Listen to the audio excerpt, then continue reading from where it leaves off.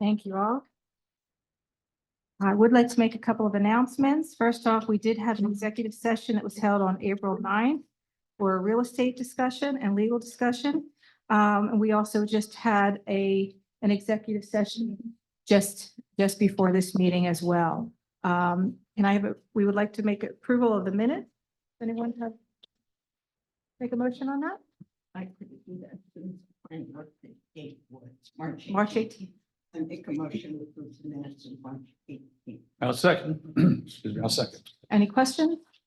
I don't think it was up online for anyone to see yet, right?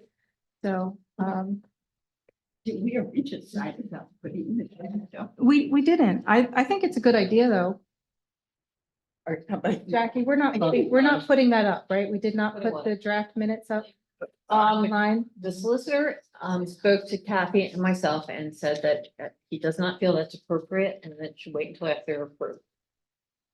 Okay, so if anyone has questions, they need to come in and ask us about it at the next meeting. Or they can ask now when it goes into the minutes of this meeting, it doesn't change the minutes of the last meeting. Correct. Okay, all right, well, all in favor? Aye. Aye. Okay, and tonight we, if you're wondering about this board we have over here, we want to have a recognition of Larry Liss, who's been a longtime resident here, West Vincent Township, for receiving a Silver Star for his heroic achievements during the Vietnam War. And I understand that this was quite a long time coming. I know he has some very interesting documentaries, and you can Google him and get the whole story, but it's really quite interesting, and we're very proud of him. Also wanted to mention that we do have a couple of things coming up shortly. On April 24th, Bob Wise is going to be doing an historic talk on the 7 o'clock at the township meeting, and I believe it's, what is it, that camps of some sort, like Yes, 19th century camps? it's like Camp Saginaw Yeah. and all of the camps that became camp meetings over time along the French River. Right, thank you. So a couple of the names still survive to today.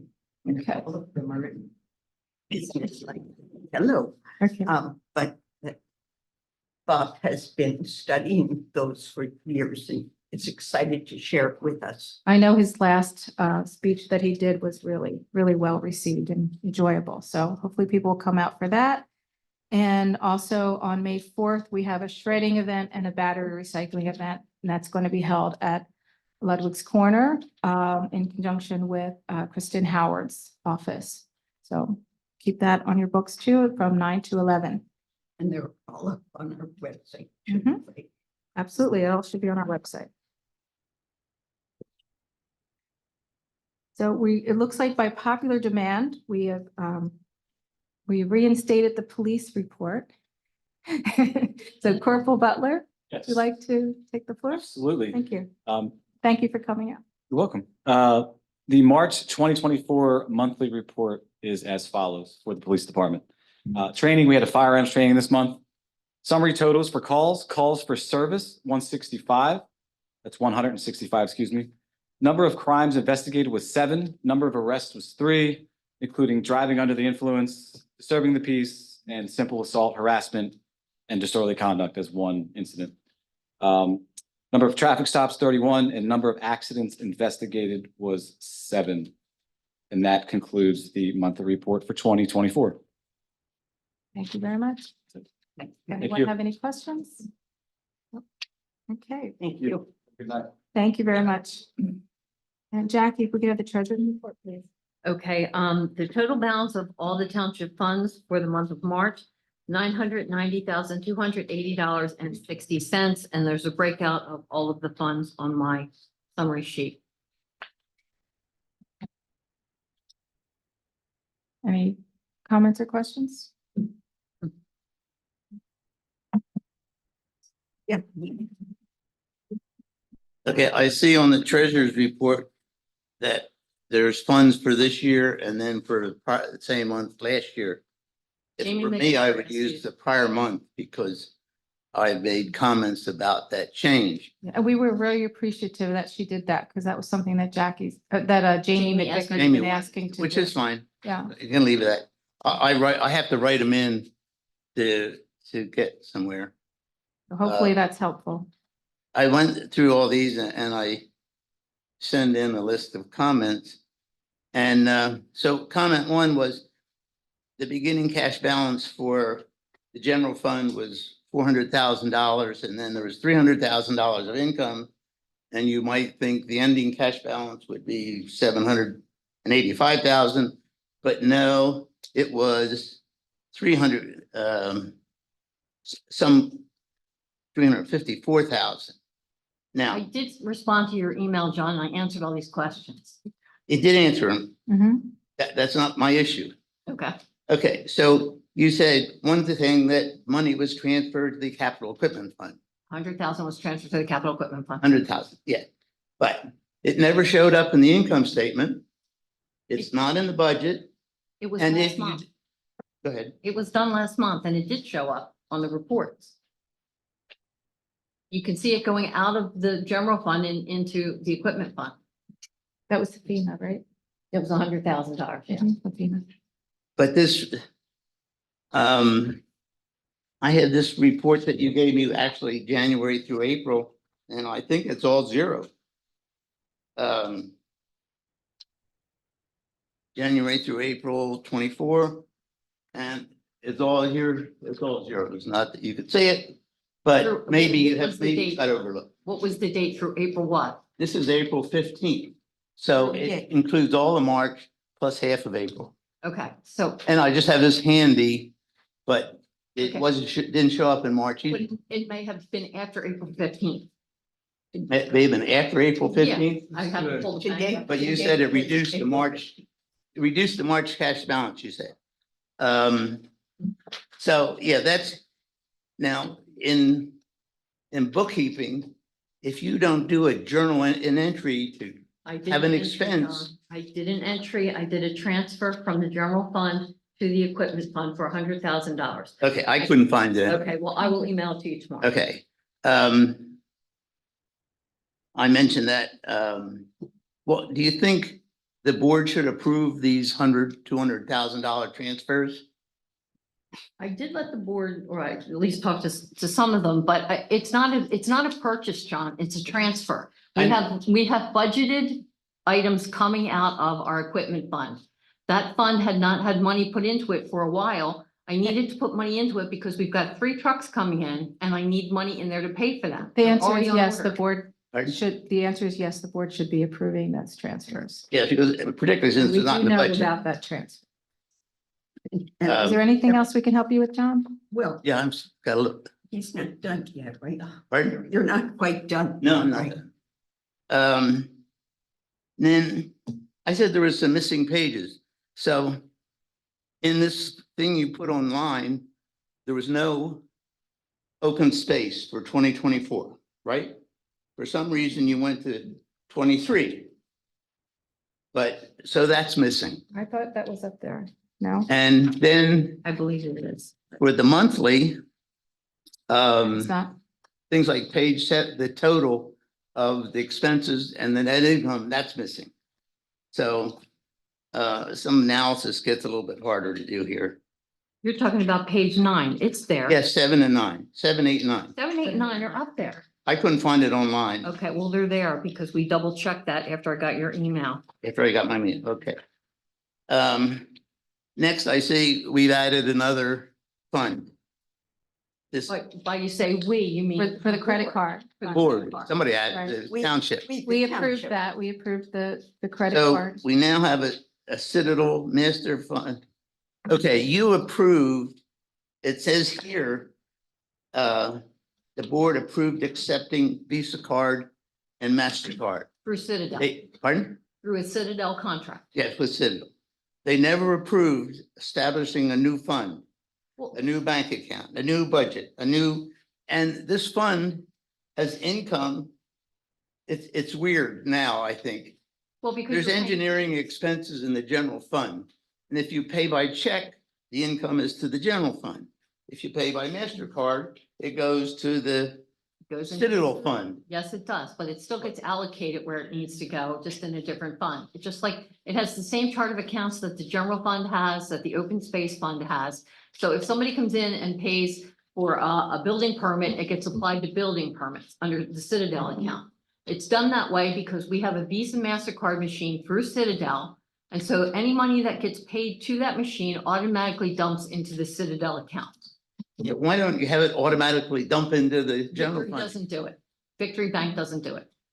And this also helps us to keep track of, what's being utilized with that, if it's Right, worth because having. right, there's fees associated with it that we have to pay and things like Yeah, that. it's So weird. You got expenses here and income here, but we'll pass on. you have income and expenses in the Citadel account as well. That's correct. You do, isn't it? Are there, okay. If an engineer's bill gets charged to An Citadel? engineer bill, nobody pays engineering bills with credit cards. Okay, I and the believe, township doesn't pay I for believe that it's money. simply a convenience thing for our residents, Yeah, for correct? people That who is what it's for? Pay for, like somebody wants to put a deck on, they don't have $1,000 or whatever they need for their building permit. They can put it on their Visa MasterCard. We've been asked this several times and the board said, go ahead and look into it. And this is where we're at. Yeah, I think that's fine. It's great.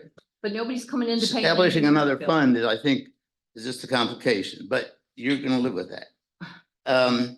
Next, I found a problem here with the earned income tax. In March, there was $434,000 in the earned income tax. Last year, like 100,000. And this year, year to date, in the earned income tax, there's 865,000. Last year it was only 360. So here's the number doubling, almost tripling. And I agree with you, The they, deposits. they are worked out. make the deposits. But I've seen errors in that way before. And then again, I couldn't find any open space expenses for March or March year to date. They were all for 2023. How that snuck in there, I don't know. John, excuse me, you're saying this month's accounting is for things we paid in 2023? No, I'm saying Okay, It's showing the And There computer. were this- no invoices this month. in this for- report I got, Showing the. they're labeled comparison, 2023. Right. Everything else is labeled 2024. okay. Which was Don't know why. requested. And so. Okay, and then, not that it was too important, but I wrote in the open based on the monthly interest expenses. And the response was about the interest income. The interest expense was all zeroed out in March. Was there in January, there in February, negative a number, so it got zeroed out. Was there something we were doing differently? It was in the report.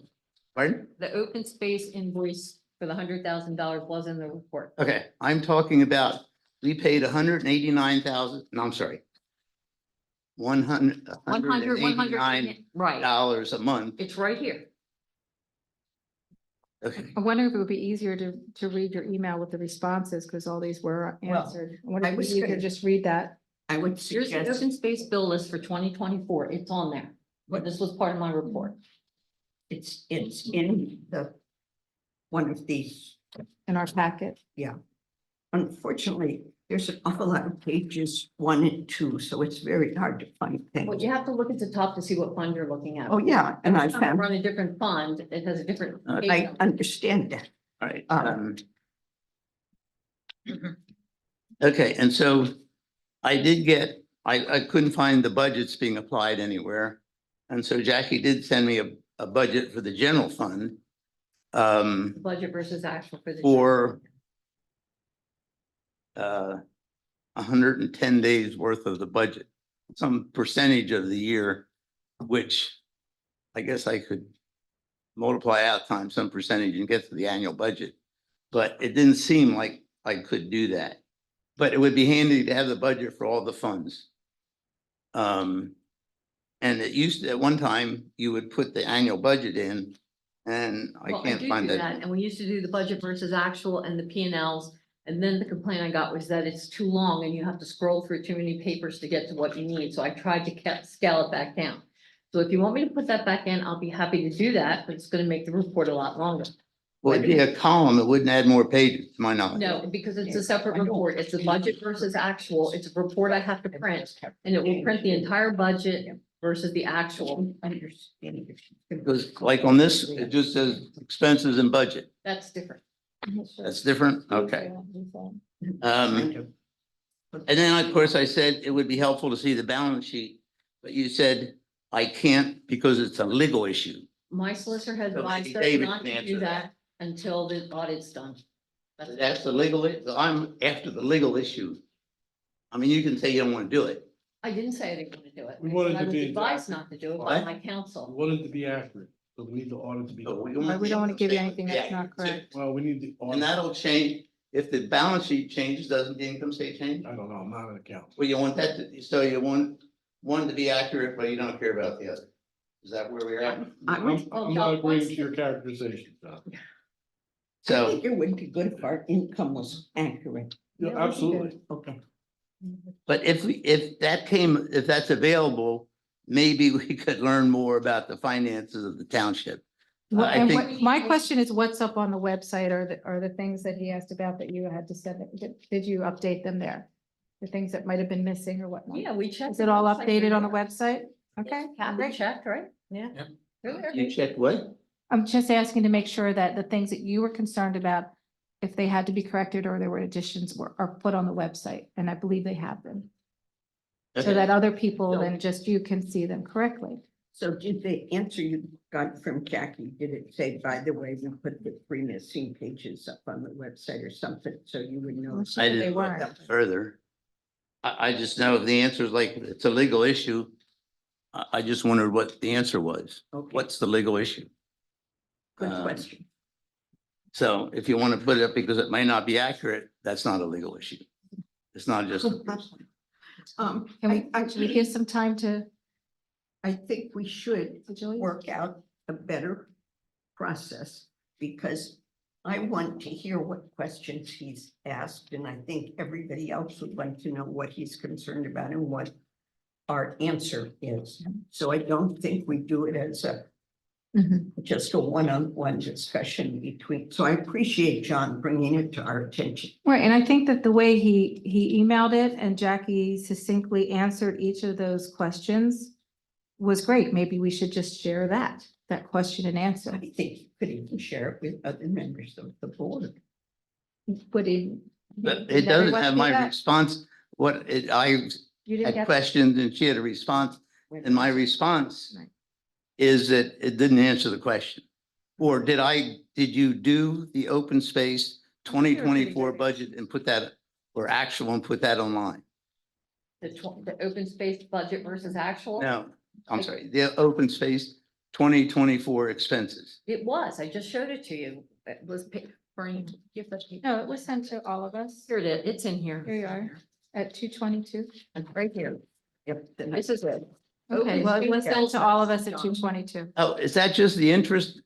This is the expenditures for the 2024 open space Uh, for March, and it's $100,189.51, which was the principal payment to Del Val.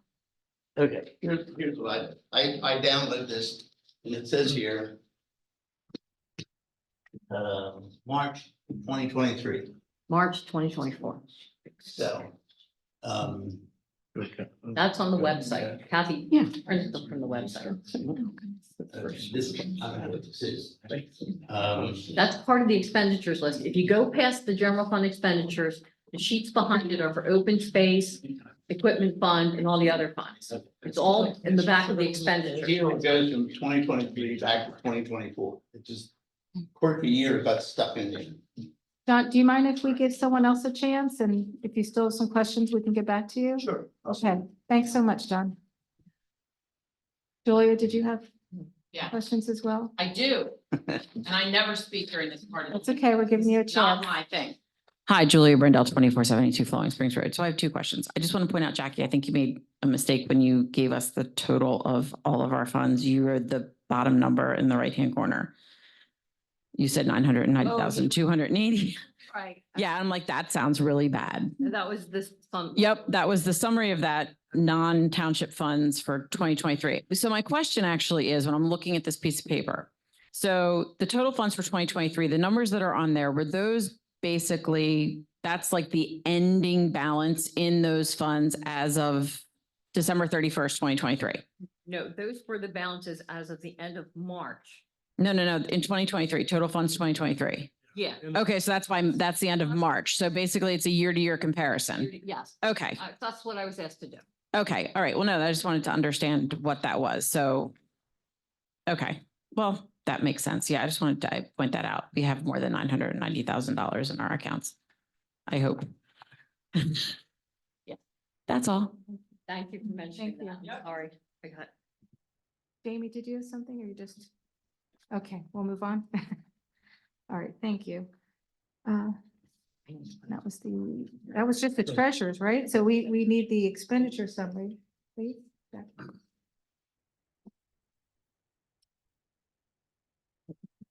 Okay, total expense, okay. Expenditures for, this month were the general fund, $220,696.19. For the open space fund, it was $100,189.51. For the capital road fund, it was $137,120.34, for a total of $458,006.04. Okay, and can I have a motion to approve the expenditure, sir? So moved. I'll second. Any comments, questions? All in favor? Aye. Aye. And Jackie, can we call on you again for the manager's report? And by the way, as Sarah with her eagle eyes pointed out, it still says accrual on some of those pages, so we might want to do that. Okay?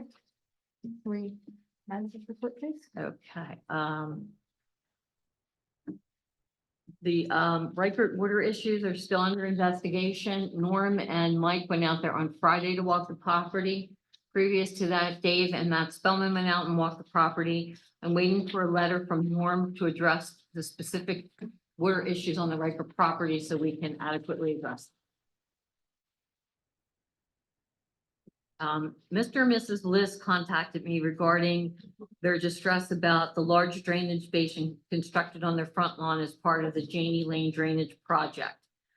Norm, Mike, and I met with the Lisses and at their property, and we came up with a resolution that everyone's happy with. We're going to move the basin down about 40 feet along Janie Lane, which is still on their property, but it's what they call their lower 40, where there's a plateau. So the water will go down there, and the drainage basin that's smack in the front of their lawn will go away. We'll fill that in and put sod or seed over it. So it'll look like it did before, and the water will run further downhill. Mr. and Mrs. Liff were very happy with that compromise. So I'm waiting for Norm to revise the plan. And once I get that, I'll send that to the board. The DEP animal waste ordinance. Turns out that I called Elizabeth Mahoney at the DEP to tell her we were working on this animal waste ordinance, but I wanted to get specifics from her of what was the minimum amount we had to adopt. And she said that Cedarville Engineering had sent them a copy of our park and rec ordinance, and in there's a clause that says you have to clean up after your animals. So that was enough to satisfy the requirement. So we don't have to pass an animal waste ordinance, and we are going to get our waiver. So Good. that Fantastic. turned out well. Kudos to Cedarville for that. Oh, Jackie, you mentioned about your bond as well. We forgot to do that Oh, yeah, last month. my bond was renewed last month. It was due in March. And it's for 3 million or 2 $3 million. $3 million through Travelers. So I am fully bonded. So I'm not stealing, but if I did, you'd be covered. Let's see. We had some issues with a solicitation permit that was issued by the township to Anderson Renewal Windows. There were a lot of Facebook posts, and we got some complaints from residents that these salespeople were going on their properties, even though they were listed as no solicitation. And they were walking around the perimeter of these people's homes, counting windows and looking in the windows, all kinds of stuff that they should have been doing. So we revoked their permit. And we discussed tonight looking at our solicitation ordinance to make some changes that would benefit the township, keep some of this nonsense from not continuing to happen in the township. And one of the neighbors said that they were on his property and his dogs cornered them in the corner of his backyard. So he was on one side of town, and then we got the same exact complaint from somebody on the other side of town, almost simultaneously. When we called Anderson Windows, they said, oh, those people are lying. We didn't do that. So we revoked the permit, and we're going to move forward with changing our solicitation ordinance to make it a little bit tougher for these people to do their.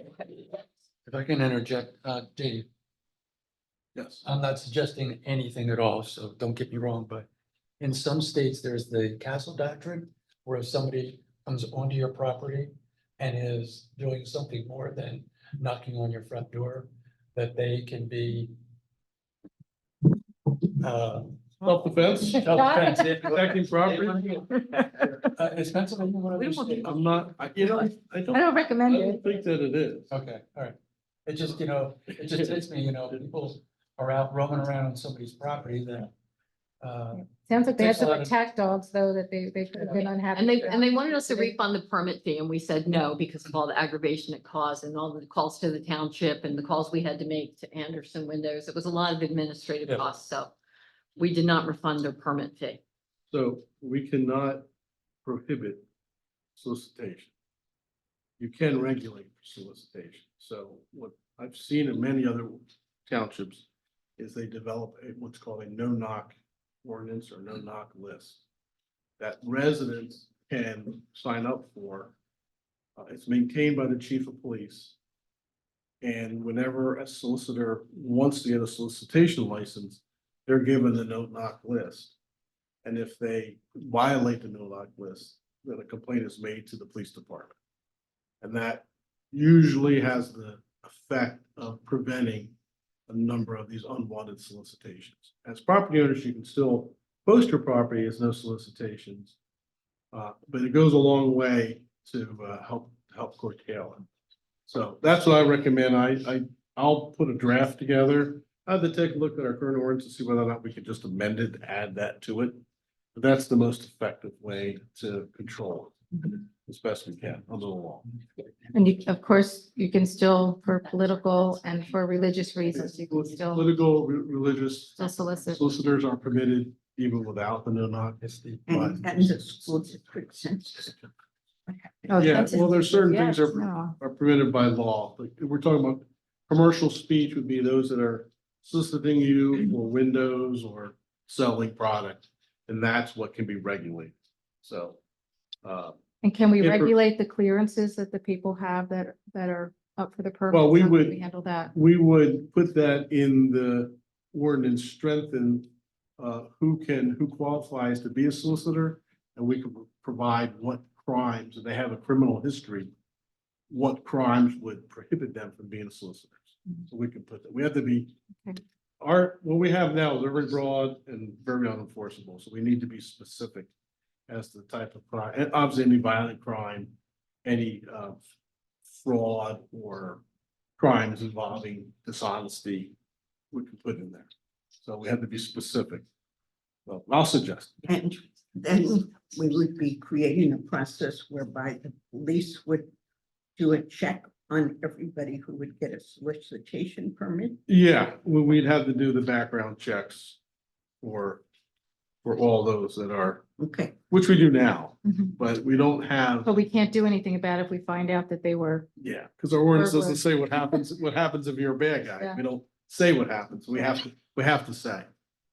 So we'll do that and I'll put together a draft and we'll bring it up next okay, month. great. Dana. Tons.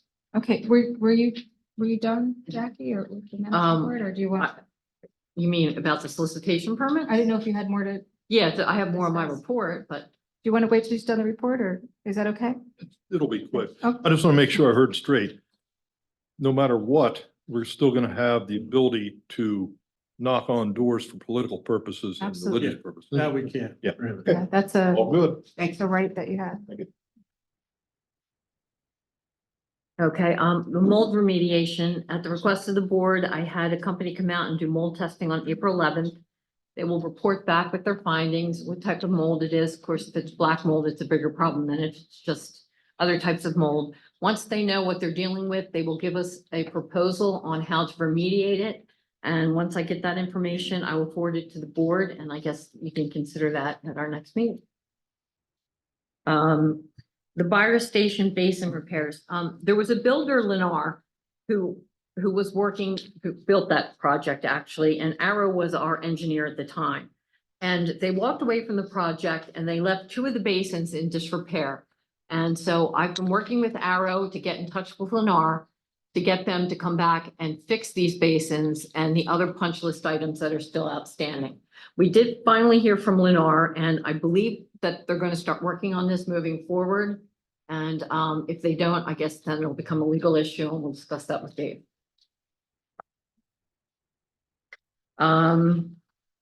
Next, the cell tower permits were submitted, so construction on the cell tower will begin probably in the next few weeks. Any timeline on it? Construction? No, I haven't heard from Sherry. I guess she's waiting to get the permit approvals back, and then she'll give me a timeline. Once I have that, I'll forward it to the board. From the time they get the permit till they complete construction. Well, she said, she was hoping it would only take 6 weeks, but it depends on when the parts come in, because they have to order big Wow, parts for this. So, Faster than I thought. Happy to. Wow. now, if the parts don't come in, then there'll be a delay, but Yeah. Okay. that's where we're at. Do we want to discuss the Buttonwood Bridge? I think we should at least, Okay. So, I heard back from McMahon, who is the engineer for Buttonwood Bridge, and the cost to repair that bridge is going to be almost $2 million. So, of course, that's not in the budget, and, we're trying to find ways around that. There are 2 landowners, who back up near the end of Buttonwood Bridge and go out to, is it Cedar Mill Road? Yes. Okay, so, there's 2 property owners there, and Mike Hoga, and Bernie had looked at this and suggested that maybe we talk to those property owners to see if we can get an easement to put a road in from the bottom of Buttonwood out to Cedar Mill, thereby making it easier for everybody to get in and out without having to put $2 million into this bridge that we just can't. And would you Repair do it. a road study before you even We would engage have to have that a road idea? study. We would do a road study, and then once we have that back, we could approach these 2 homeowners to see if they're willing to work with us and if they would sell us these easements for these roadways. And we'd also have to get an appraisal done of the fair market value of that land. Well, what is the longevity of that bridge that's there now? We don't know. It was a temporary fix. Right Right. now, it's still holding, but we don't know if it's gonna hold But forever. we would still need to repair that. We wouldn't have to bring it up to the same standard. Is that it? Mike said we should put a cul-de-sac there and remove the bridge, because it's gonna, I mean, we could do a quick fix, but in another 10 years, you're gonna have to fix it again. I mean, either you have to fix it right, or you have to keep repairing. Well, I mean, if we're not gonna fix it, we have to abandon it, right? Right, Because you and can't Mike have is saying a if we bridge put a that we don't. cul-de-sac there, that would work. And there'll be a minimal amount of traffic on that road because there's not many homes back there. Of course, people might have to drive a little bit further to get onto Buttonwood Road. But we've heard from the neighbors about the horse trailers going across their horse. When the bridge was out, there was somebody in near hysterics because the bridge was closed and she had to get her horse up to Ludwig's for a show. And so I think that taking the horse trailers all the way around onto the other, I think we have to look at it more carefully than just saying. It sounds like it's just an idea right It's an now, idea right now. But I think. so it needs to be vetted. Right, but I don't think that we want to put money into a road study until we've talked to the neighbors. Because if a neighbor says not only no, but no, then we shouldn't have paid for a road study. Okay, interesting. Hi, really quickly. So, Well, that's you. yeah, Julia Rendell, 2472 Flowing Springs Road. I have a quick question, and I should have jumped up here earlier. This fire station thing, did we release the escrows to them? No, there is still money in their, escrow, but we don't know if it's gonna be enough to cover fixing both of those basins. So if we can avoid having to take their escrow and doing it ourselves, we're gonna do that. If we can make Lennar come back and do it, which I think they're gonna do at this point, I think that's the best way to go, because I've been in other townships where they've taken escrow and they go to fix the basins and it costs. Way more, well, especially because when we did the escrows, it was, everything was less expensive too, so we probably don't have enough money there. Proven escrow, I don't even know how much that was, so we'll have to go back and look, but I heard from Micah today over at Arrow, and she finally heard back from Lennar today. And they are gonna start to address the punch list items, so we're continuing to push. I know that the gentleman over there has been very patient and you know, we can keep addressing the builder until he responds, and he did finally respond just today. Kathy got the email from Micah over at Arrow, so Yeah. we're making progress, slow but sure. Yeah, and also the Buttonwood Bridge thing. So going out on the other side onto Cedar Mill Road is gonna put a lot of traffic on that other bridge. The Cedar Mill Road Bridge that goes right by Cedar Mill Farm and that whole crazy curve and stuff like that. I mean, The plans that Mike showed me, there were two straight cuts. well, no, I'm just saying, if you route all the traffic over there, especially if they're gonna continue having horse shows at Plainbrook Farm, you're gonna be routing a lot of traffic down through that terrible little turn right by Cedar Mill Farm as well, This is just a concept. Yeah. We're trying to come up with a way. to not build a bridge. Well, we just don't have $2 million to build a bridge, you know? Yeah. So we're trying to find. I thought we were gonna try and get a grant for that from We FEMA. don't know how don't long we need Qualify for. for grants for that bridge because the span is not wide enough. And it's got a central column underneath, which negates it Well. being eligible for grants. We've looked into it. Mike looked into it, our engineers looked into it, and they both came back and said the same thing. The McMahon proposal or study was to not have it be a single lane bridge, what was to create a 2-lane bridge. Okay, the guy at So- McMahon, his name is Chris Seaman, told me that the span is not wide enough to apply for grants. It does not meet the grant requirement. I was also told there's a center column underneath that bridge, which also disqualifies it for grant money. So, no, we can't get grants for that bridge. That's the issue. Well, maybe we Well, the should way have a it's- different. The way it funder. is, right? I mean, You mean if you want to rebuild it the way that it was, but if you want to build something different that qualifies, can we do that? Well, we'd have to go back to the drawing board and get new engineer drawings, yes. But it's gonna be a much bigger bridge because you've got to expand the width of it, I mean, the length of it. The length of it, the span itself. The span itself, so that it meets the requirements. So you're not talking about a small bridge now, you're talking about a much bigger bridge. So you're talking about more costs, so it'd be more than 2 million. Well, so I'm not saying that we're not going to finish it. I'm just saying that we're just going to explore other possibilities to see. Right. well, and the question I think would be how long is that, you know, I what don't kind of know. longevity do they think they have for that bridge? Is it something that needs to be done in a year or 5 years? And that There's could be no way enough know time that. to, I to mean, it plan was a for it. quick fix. Mike says it's stable for right now, but there's no way to know what Mother Nature's gonna bring our way, like. And it is still the only access in and out of that road. And so if that bridge collapses, how are you gonna get in and out? So- And There's then lots of When they horses go to there. rebuild that bridge, they'll have to build a bridge next to it, so people will still have So he's access. gonna ride across it. There's lots of horses you can borrow from Plainbrook Farm, right out of there. So this is just. Yeah. an idea we're exploring. This is not something we're absolutely doing. This is just something we're looking into as a possibility, Mhm. to save taxpayers $2 million+ to Okay. fix the bridge. So we can't get the grant. So I hadn't heard that we could not get a FEMA grant for that. That was the first I heard of that. That's why I asked that I question don't think FEMA is the only place we. that we can go to. Looked at all the grant, I mean, there's a whole lot of grants out there for bridges, but we told the engineers to go out and find us grants and they came back with, It doesn't it fit. doesn't fit the qualifications. There's specifications for every grant. Right. This particular bridge does not meet those specifications. The first plan that we saw for that bridge was one that Brian Kulikowski did. But I don't remember whether he was with Cedarville or Arrow He was at with Arrow. that time. And that one was not over $2 million. Well, when I talked to Chris the other day, he emailed me and I asked him how much this bridge repair was gonna cost. He said upwards to $2 million.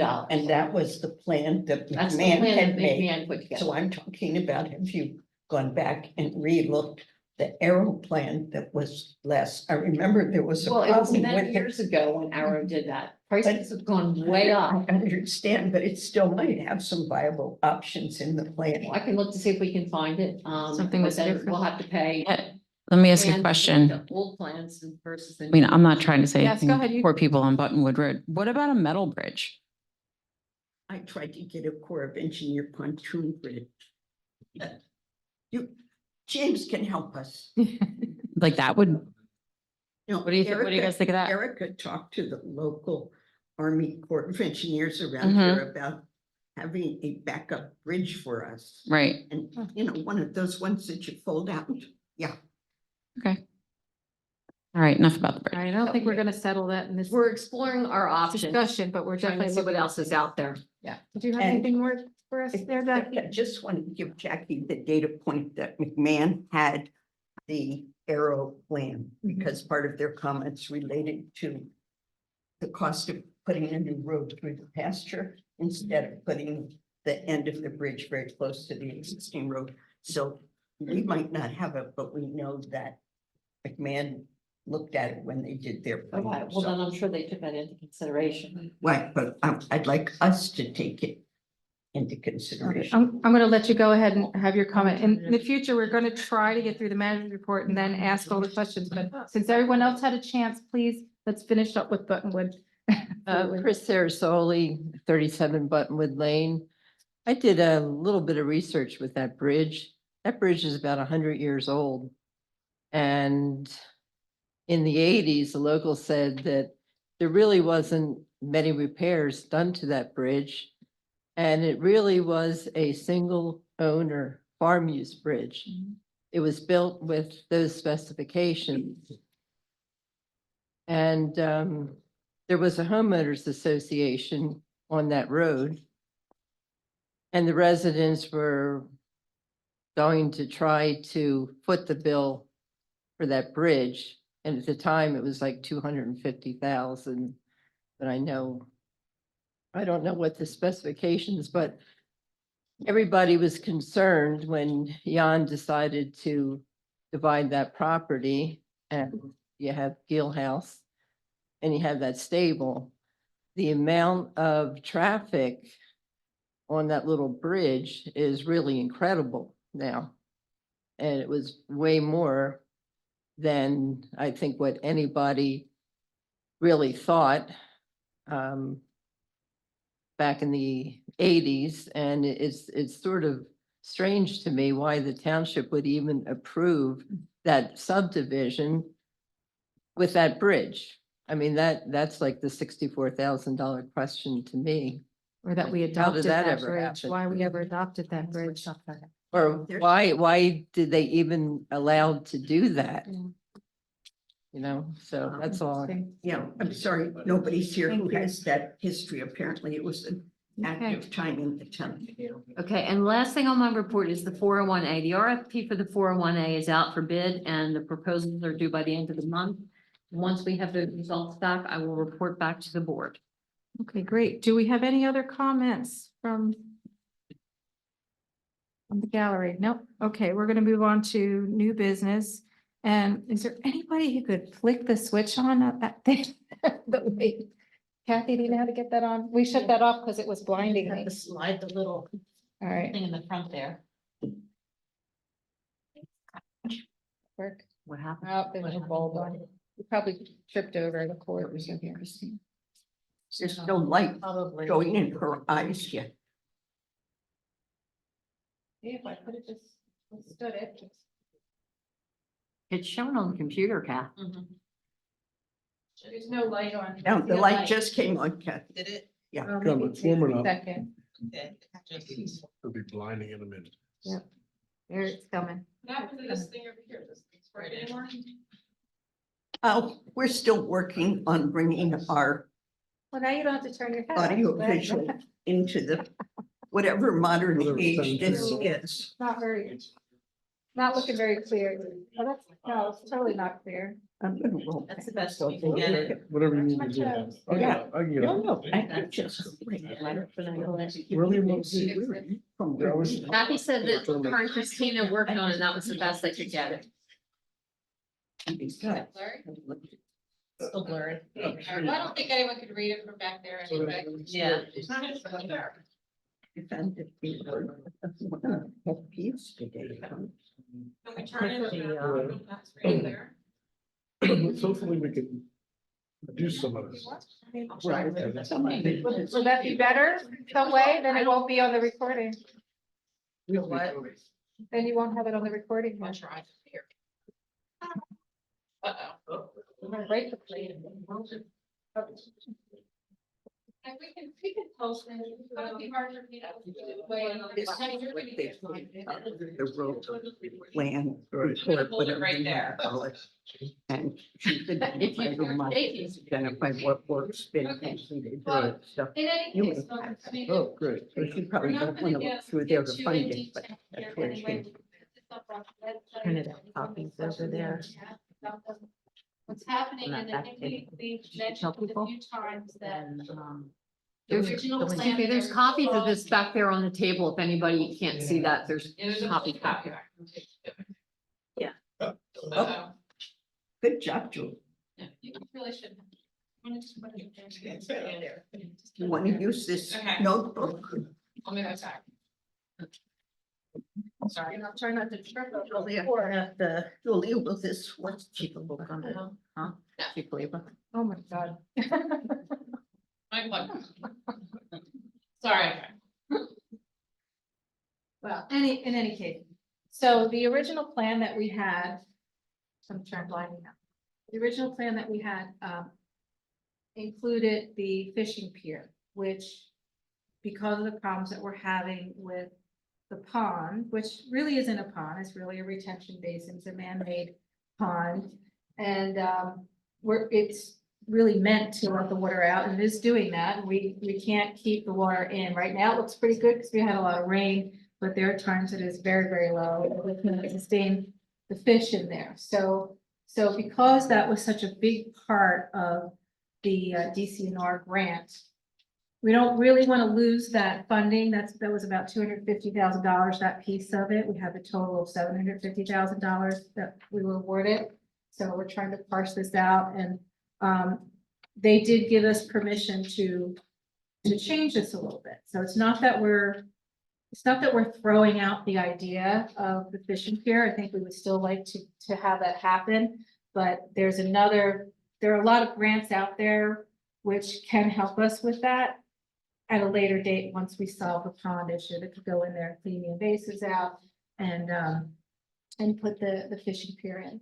So for now, what we're looking to do, because we had to add some new amenities. Now, they haven't been fully costed out yet. So it could be that we can't do everything, but I think we're gonna be able to do a good bit of what we're stating here. If you really look at this, you're gonna see now we have benches all around and other amenities like that. So right up here, this is the main road. Here's where you normally come in this way. We're having the other entrance is going to be, there's going to be a 10-space parking lot there where you can leave your bike here, and there'll be 2 picnic benches. And then as you come back here is where the trees are. And people who've been out there might have seen that the tree tubes aren't doing great. Most of those trees have died off. So we're looking to establish some new tree pods here. We're looking at doing that in a different way that might be more sustainable without the tubes. And could be a good demonstration of how to preserve the trees without the tubes. So coming back up here, I think I'm going right. Okay, so we have not really a dog park, but a dog run right up here. It's just fenced area here, where, you can let your dog get off leash and play. There won't be anything in it. There's no water in it. There's no cover in it. It's just fence on grass. And we would have an area where we'd have the dog waste bags inside of it, not outside of it. As you come back up to this main parking lot, right there, we have an amphitheater, which would go down the hill, so you wouldn't really see it as you drive around, other than there'll be a little cover over that. And as you come back up to the main parking lot here, there will be a gazebo. I think I'm in the right place. Really hard to tell, but up here's a Can't we gazebo. focus? No, we can't, we tried. Huh. You wanna try and focus, so you Yeah, can, no, but it's I not know. working. We- Yeah, well, I can't see the words at all, so hopefully I'm in the right space. But anyway, at the corner of the parking lot is where we want a gazebo. It'll be lovely. It'll look right over the pond. Should be very nice. Oh. Closer. And Gonna make this work. Meeting started. you are not getting a job doing this, Julie. You can make it, I know, right? still not really in Oh, focus, that's but good. you can see. You're it making me better. dizzy. First they're blinding me, now they're making me dizzy. Okay, so in any case, oh, I can feel it. So they're right to the edge of the parking lot, there's this big grassy area, which what we're gonna put in here is calling it, no, it's gonna be a nature playscape. So we're kind of taking the idea of the tot lot, and we have like a sensory garden, and we're putting that together into one element. So it should be just a really nice place where, you know, people and children can connect with nature, and there will be some play elements. In fact, we're looking at perhaps a slide that goes from the top down here. So it should be, you know, we're working on the design of that. As soon as we have that sewn up, we will share it with everybody. There's boulders in the front here to keep the cars from pulling in. And then there will be 2 picnic tables back there too. So coming back up the driveway, and for those who ride, they're gonna put a mounted block in here that's not part of that grant. Coming back up here, right in the front is going to be the main park sign. You're here, and it will also tell about the Opalani Lemonte story. You're gonna come up to the oval, and as you come around the oval, the first of our interpretive historic signs are going to be here. This is an outdoor classroom right here, where it's right by where the trail crossing goes to natural land. So it should be a nice spot where it's open, where you know, people could be walking by. You can have a classroom there. You could just go for a contemplative moment to sit and relax. And there will be benches here too. So, and as you walk along, there's 2 more benches at this trail opening. And coming over here, there's, and I think that's in the wrong, no, it's right here. This is going to be kind of like an overlook area where you can sit. It's a beautiful view right there. So another nice destination spot. We have rain gardens in here and here where it gets very wet. And then the second interpreter sign is there, the third is here, and the 4th one is down by that driveway. And in the center here is a labyrinth, which also kind of cuts across through there. So these are the items that we're trying to add into here. And we will know soon, because this is going to be going in the next 2 weeks or so, we'll be going over to the CNR for them to approve this. And if all goes well, we're looking at having this by the end of 2025. I think that's pretty much it. Let me get mine again. Thank you. Good job. That's why you're chairman. Let's pull that plug or something. Thank you very much. Can you show that up there? Thank you. Thank you, Julie. Okay, so does anyone have any questions at all? We will post that, and as I said, it will keep changing, and we really look forward to anyone who has constructive comments, some vision of things that could be useful there. Yes, Julia Brendel, 2472 Flowing Springs Road. Back to what I said the last time we actually talked about this. So you have the dog park right next to the only equestrian trail that we can get from the north side of St. Matthews Road to the south side of St. Matthews Road. We can't have a dog park right next to the only equestrian trail because you're going to have dogs in the dog park that are not going to know what horses are. They're going to go running over to the fence. They're going to be spooking horses. It's just dangerous. I said this before, and obviously it didn't sink in. So I want to know exactly how big is that dog park? What kind of fencing are you planning on using? And how many feet from the pedestrian trail is it going to be? Well, we were talking about doing post and rail with just wire inside. And it really is just a run. And it's. But there's dogs in it. To the They're, trees. Well, there's the- dogs in the park anyway, I, but I will tell you They're that of the supposed to be things on that, leash in the yeah. park. yeah, the dogs in the park are on leashes, right? right, but it's really not that close to the equestrian trail. Now. How many feet is it? I couldn't tell you that without measuring this out, but the beautiful thing about it is it's just fence. And if we don't like it there, we can move it or we can get rid of it. And it's probably the first thing that's going to go if we don't have enough money. So it's on there for now, and we're trying to see what everything that's out at, but it is on there as an option. And a few of these things are on there as an option. And she For the mentioned district. several times that things can be adjusted. Absolutely. And there've been alternative spots for that run suggested that are further away from the trail. Right, like there's one equestrian trail going in there. Well, then it's our connection to net land. Right. Three directions, so we don't want to compromise that trail. So you can't tell me how big it's going to be, and all you can say is it's going to be split rail with wire, and you don't know how far it's going to be away from the trail. We had a dog living in our house when I was growing up because it jumped out of the 6-foot fence. Right. And so You can look at it and figure out, I think the scale is like 150 feet, but, per. What's the, like, each of the blocks is like 150 feet. but you've got a picture of the thing now, right?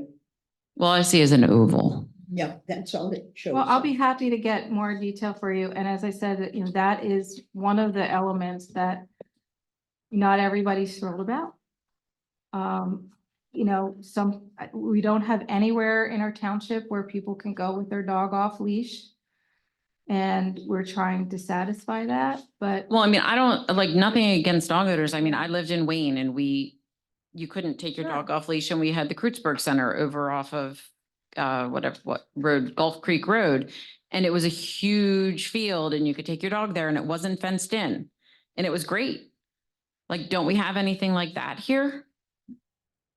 well, I mean, the township owns a lot of land, don't I? literally think that the is. township that owns is a lot of one land. Element that can be so easily moved or changed because there's zero land disturbance. All it is fence. But to And that's why we answer kind of kept it that way because we weren't really sure about it. to answer your question about some of the other land. Weatherstone has 3 open spaces, A, B, and C, and all of them are under easement with and they are agricultural. We tried. land. We couldn't get that. So, well, I mean, besides Weatherston, there's other areas, aren't there? Not a lot. I mean, we could put it down in, what's that called, Cook's Glen Park. Right, well, down there's nobody, I mean, well, there's people riding by there too. There, and People live there's there. You would need a a park. horse trail through there, and so. Yeah, I don't mind it being at Opalani Park. I just don't like it being right next to the equestrian trail. Proposed all the way back on the other side of the oval, Mm-hmm. which, I mean, could be good from your perspective, but I think as someone who would want to bring their dogs out to go to a run, they're probably not going to want to go for such a long walk because it is far. Like if you have someone who maybe is more handicapped or just, wants to let their dog out, it's not really easy access to get to. So there is another spot on the northwest corner outside of the trails that I think could be a Kennedy. Again, it would require people to walk to it. Right. And we can literally move that at the last minute. Because that one is, we're not stuck with any land disturbances. Well, so then my question becomes, when this gets approved, Mhm. will we have actual dimensions as opposed to an oval? Or can I look at this oval and I can get my itty bitty This is teeny very- tiny ruler out and this is figure very- out exactly this what it very is? Preliminary right now. The engineer is working on it. She's telling us by the end of the next week or two, she should have all the engineering done. And at that point, we could tell you exactly where it is. But I think, Julia, that DCNR is this one. They have to prove it. So they have to look. So at they it might and- not even approve it. They may look at it and go like, you can't have a dog park. But they're going to approve, though. This is a plan, so it's not the engineered build document. It's the what we would like to put there document. So I'm sure we'll get feedback from them and there will be adjustments to it. So I wouldn't try to get out your little thing and Right, measure. because I can just see it's like, oh, you said it was gonna be there, and then you get there and it's like 5 feet away from the trail and it's huge and yes, it's, Well, we did mention that we were concerned about it being too close to the trail. We were also worried about the kestrel box, which, they told us, don't worry about the kestrels. They won't mind, but if they do, you can move them. So, there's all those I'll elements. be picketing with you. or can we move the trail? Okay. Okay. I promise you, I'll give you more input on that. And absolutely, anybody who has concerns or interests, I would love to. And the other thing Share that. about that trail, does the trail have to go through the parking lot? You've got the equestrian trail going through the parking lot, Through the equestrian. through the, right, where the trailers are. No, it should be. No. It should go around it, right? Yes. Okay. Yeah, that's the parking area, and then you can branch off from either side. The of it. the way that the map is, it literally goes out one side and out the other side. It doesn't actually go around it. It goes through it.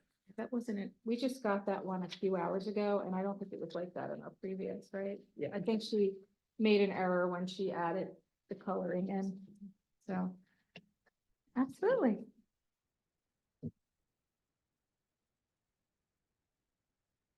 Hi, I'm Charlene Briggs, 1655 Sheeter Mill. And Frank and I are pretty new here, but I'd like to support two of the concepts going into the park. I'm an environmental scientist and educator. I've been in the field for about 40 years. And one thing I've noticed, my last job was a professor at Temple University teaching sustainable design. And every semester I'd ask my students, I have about 120 students a semester, what was your experience in nature growing up? Like, unstructured experience. And about 15% of them said that they did. So what we're finding is over time, kids are not experiencing nature. So this nature playscape and the outdoor classroom, I think, are two really important venues for giving kids an opportunity to experience nature. The outdoor playscape is something that I think is going to give kids kind of an unbridled, unrestricted experience in a contained area, whether there's the rock wall or the slide or a little water feature. There's a lot of natural areas. It's not like a playground. So it's basically, some people say, well, you live in nature. You live out in West Vincent, kids are exposed to nature. That's not necessarily the case. Just to amplify this, I had a student at Temple. At the time, I was the executive director of the Land Trust of Bucks County. We needed a new website. She was the photojournalist. And Bailin was from Shanghai. She had been through 14 countries and lived in 4 of them. She was 21 years old. And she came out to take some photos of Bucks County for us. She had never seen a cow, a pig, a duck, a chicken, a horse. She had never seen a barn. She had never laid eyes on a creek.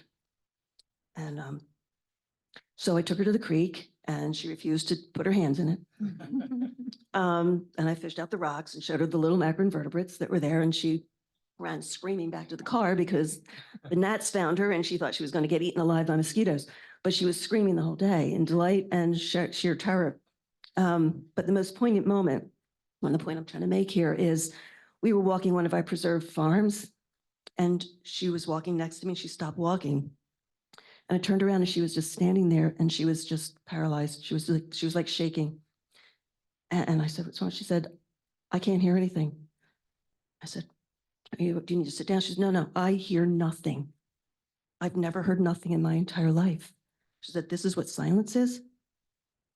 And I said, oh, it's peaceful, isn't it? And she's like, no, this is horrible. She said, how do people live here? She's like, even when I'm old and retired and feeble, I could never stand this. She said, I would go out of my mind. She said, get me out of here. So as we were leaving, I asked her if she could hear the birds that were singing in the trees. I asked her if she could hear the bees that were flying around the tree, the flowers. And if she could hear the leaves rustling. And nature wasn't a blip on her radar screen. And this is what we're finding in our kids.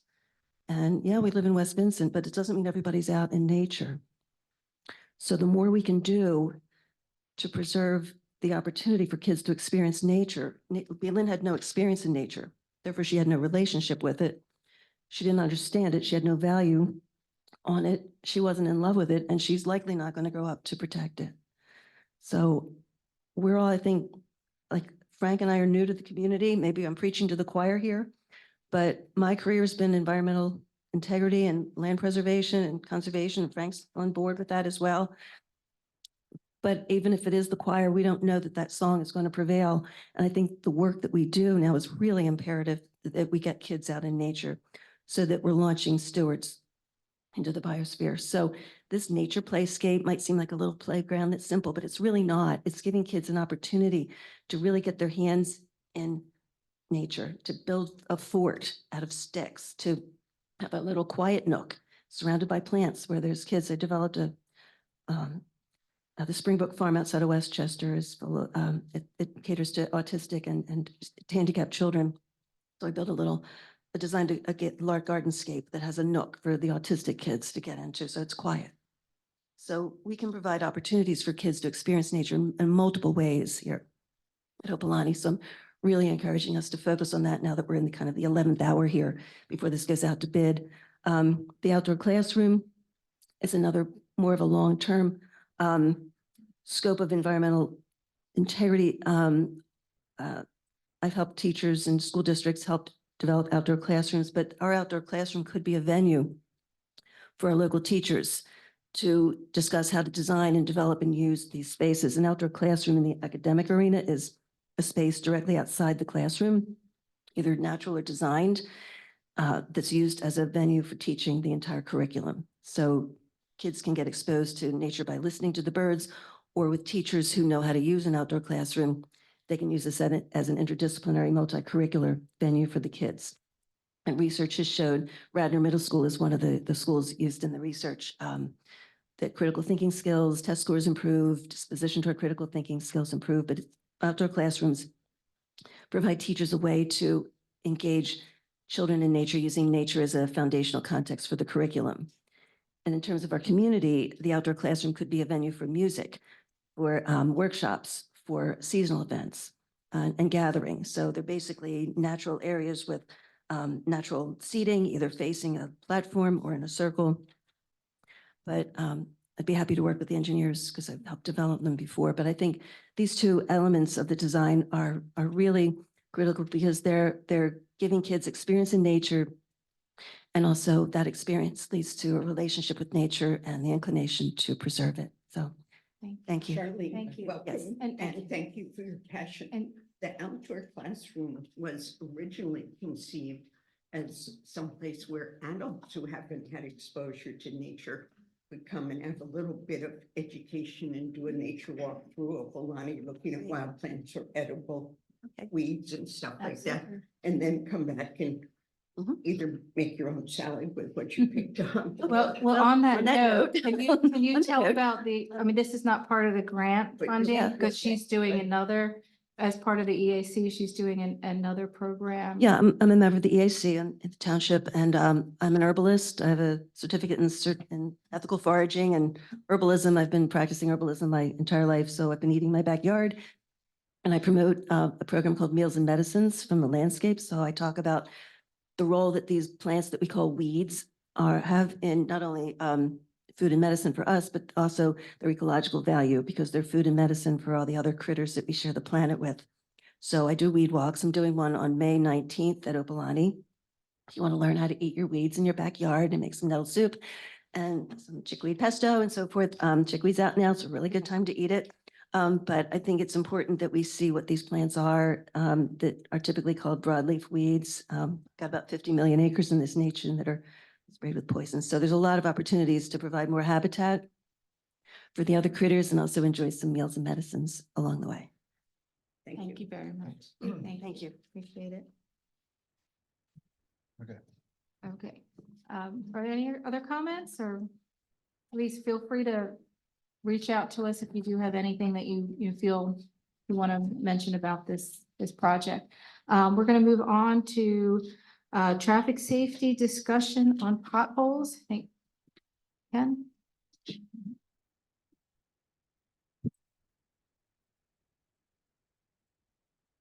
Thank you. Good evening, everyone. I'm Ken Allen. I'm here representing the Traffic Safety Committee. We were formed very recently, and we've had 2 meetings. We're going to meet again on Thursday, May 9th at 7 o'clock here in the Township Building. I wholeheartedly recommend that you join us if you can. We're going to talk about potholes tonight. I'm not going to take any questions. We can do that at the meeting.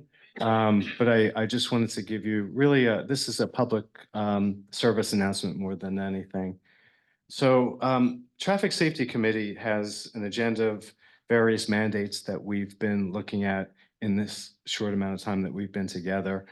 And at the very top of the list that we have is probably the same issue that you all have if you drive these roads, and especially a few in particular, including St. Matthews Road and also Hollow Road. You may not have noticed, but there might be a pothole or 2,000 along these roads. And it's really getting very untenable. And it's funny because in talking to all the residents that I do here throughout the township, and I don't mention my responsibility with Traffic Safety Committee, but people are angry. People are really, really not very pleased at what's happening with the potholes here. And there's a lot of complaining that's going on, but that's all there seems to be. And so I just want to give a couple of suggestions to all of you in case you haven't thought of this already. It's a real simple fix, potentially. We have to recognize that with PennDOT, and we're talking about state roads, we're not talking about township roads. That's a whole separate issue, and we can talk about that in the future if you have any issues It's with things. easy to tell them apart. Right, and it's easy to tell them apart. You got the double line within the middle of the state road. West Vincent does not paint lines on the road. Yeah, so so with the issues that we have, the first thing that I did when I came into my position was I contacted PennDOT, but I didn't just go to PennDOT. I went to the Station 6 representative who covers this whole entire part of Chester County. And he was really happy to hear from, well, first of all, he was happy to hear that West Vincent Township has a traffic safety committee. We're really groundbreakers within that regard. There's no other township that I know of or that Chief Mike knows of within our county that's doing what we're doing. So we're definitely in the forefront of this, and it's going to certainly start to really flourish throughout the county. But I put the question out, what can we do? And I wanted to get some information of when are these roads going to be paved? So the answer to the second question is in 2096, no, they're going to be paved at some point. He can't tell us exactly when, except, and he said, don't quote me on this, but St. Matthews is on the list for next year. But that could change. And we have to recognize with PennDOT, they have a lot of resource issues. They're lacking in personnel more than anything. That being stated, they have us on the list for St. Matthews. He couldn't tell me anything about Hollow Road or the few other township roads that we have here that are state roads, but it's definitely under consideration. But his suggestion, and his name is Matthew Anderson, and what he suggested, and I'm going to pass it along to all of you, and please pass it along to your friends and your neighbors. Contact them, reach out to PennDOT. If you've not done so already, and if you have an issue with a pothole, then bring it up to them. Call 1-800-FIX-ROAD, or better yet, go on their website. But don't just go on their website to their comment page. Let them know what's on your mind. Be factual, be honest, be discreet, and be respectful, because they're going to delete you if you're not. But tell them exactly, pinpoint where you have an issue. Unfortunately, you're not able to say on the map section where you pinpoint the issue, you can't just start pressing the button to go down, up and down the whole road. But you'll, in the comments page, you can tell them exactly what's on your mind. And the suggestion is, if you've seen cars, like I've seen cars, including coming up here just tonight, that are veering in the opposite lane, that's a danger. That's a huge hazard. And so tell them, because they don't want to hear that. And every time they hear that, they indicate that. So that gets flagged. Also, the fact that you are notifying them, you're getting flagged. Or rather, you are flagging that road. So it's not like it's another thing, oh, here's another one, and they toss it off. They respond to it. And I can tell you point blank that I've had issues with one pothole in particular among the many that are out here that's not too far from Horseshoe Trail by St. Matthews, the one with the cone. It's been filled in again. And yeah, it's going to break away again. I understand that. And until they pave that thing over properly, it's always going to fall apart. But at least right now, right this second, that's a filled hole. I can't take total credit for it because a lot of other people in the message that we've given in traffic safety who've done just what I've suggested of contact them. So any issues that you have with any of these, let them know. And by all means, within your dialogue with PennDOT, when you contact them, mention the safety hazards, but also let them know that it's the entire, even though you're pinpointing one particular area, it's the entirety of the road that's at issue here and it's at stake. And then finally, Matthew Anderson had said to me, you know, people are told that they should contact their representative. But your representatives, they don't want to hear about one pothole.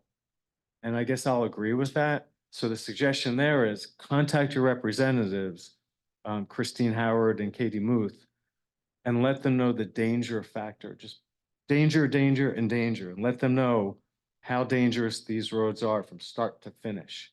And the more they see that, the more they're apt to take control of the situation and move us up from maybe 2025 paving to definitely 2025 paving. So that's really the advice that I can give to you right now on behalf of Traffic Safety Committee. But we all have complaints. We all share the roads. We all have problems with it, but just complaining about it isn't going to do anything. Going to these folks here isn't going to do anything either with regard to the state roads. So go right to the source and do it often and spread it and tell everyone that you can. Any questions, any comments with it? I would appreciate if you can join us on May 9th. Thank you very much. And Thank you. Ken, thanks for I was told a long time ago by the staff, you can tell the township and they'll know the problem, but PennDOT doesn't want to hear from the municipal government. Wants to hear from the drivers, the voters, the residents. So, thank you. Thank you. Thank you very much. Okay, so here's an issue we've been talking about probably for the last 2 years, and we did have a lot of discussion about it at our last meeting. The plastic ban ordinance. And I believe we were talking about a motion to authorize advertising it, and we had some discussion before about that. And you could explain that advertising it, once we do that, what happens? Yeah, once we do the advertisement, then there is a hearing before it goes to a vote. So there's Yep. still a chance for a public hearing, but Dave, I think we talked to you earlier and you said that some changes need to be made to make it fit into Well, the actual, ordinance structure. the actual ordinance that's adopted will look a little different from this. Mhm. It's structure, not in substance. But you should set a date to have that hearing. But, We'll advertise it. Right now. but we're Or we gonna do it in the advertisement. But we'll get this with your revisions before we advertise it. Because we post it for public comment when we advertise. it, right? Yes, so, yes. So So we- tonight, you're gonna authorize preparation of the ordinance and advertisement for a particular date. Mhm. I'll get you revised version of this. Can we look at our next meeting, our next meeting date? Our, May 20th. the minutes that we approved tonight from the last Right. meeting said that we were gonna do a workshop in early May for people to discuss it. And I don't know if anybody here wants to discuss it or if you're just happy if we go ahead, but if you, Well, we really didn't get a lot of comments, and in fact, our biggest business that we were most concerned about, Wawa, has kind of wants to know why we haven't done it already, and they're ready to go, and they, well, they could Yeah, go so- without an ordinance, so so they could, but they're not going to. That's the way the corporation works, but their management is completely on board with it. when you So go get we're your not getting coffee, any tell them. resistance. If we had resistance, we might have, that's what the hearing will be about. We'll have more talks, but But then we will have already paid to publish. We will published it, announced it. It costs us money, right, Jack? I'm looking, Kathy's looking right over the top of Bernie's head. well, if we have it at our next meeting. I Right? think they need time to revise it, so. Is that enough time? We want to go 2 months out. No, I think May 20th would be fine. I don't know, May 6th might be too soon. It's up to date. But are we gonna No, have May a 6th is workshop too on soon. the sixth for another purpose, or did that other purpose go We're away not sure. I think May 6th is too soon, for the other issue? unless it's just a workshop. Hi, Smiley. Hi, Julia Brendel, 2472 Flowing Springs Road. You all know how I feel. So if we do, Are you a straw hater? I could repeat it. I really don't care if we get rid of plastic bags, but I will not drink out of a paper straw. So my question is, do we have to go all or nothing? Or can we just do plastic bags or styrofoam containers? Because I know that there's a lot of townships that have done plastic bags and styrofoam containers, yet still have straws. Can I make a suggestion? Wednesday is the sustainability meeting. And this is something they went back and forth about: straws, no straws, utensils, no utensils, cups, no, that all went back and forth. And really, they got no public participation. It'd be great if you want to go there and talk to them about how you feel about it, because this is coming up from the sustainability committee. See, Joey, this is just, it's a spoiled issue. Because there never was plastic straws, and we did perfectly fine with paper. No, we talked about this and we talked about this in one of our other meetings, that your paper straws back when were different than the paper straws that they give you now. But what I'm- I say paper straw. Right. And Donna Delaney's gonna give me a straw kit with a little itty bitty teeny tiny brush inside of it so I can, she said she has one for me. I'm just saying, like, is this something, do you have to go all in, or can you just say, That's where public comment comes in. We need some public comment. This is your comment, right? okay, And it's No, not it's all not in done yet. because we're not banning single-use plastic bottles.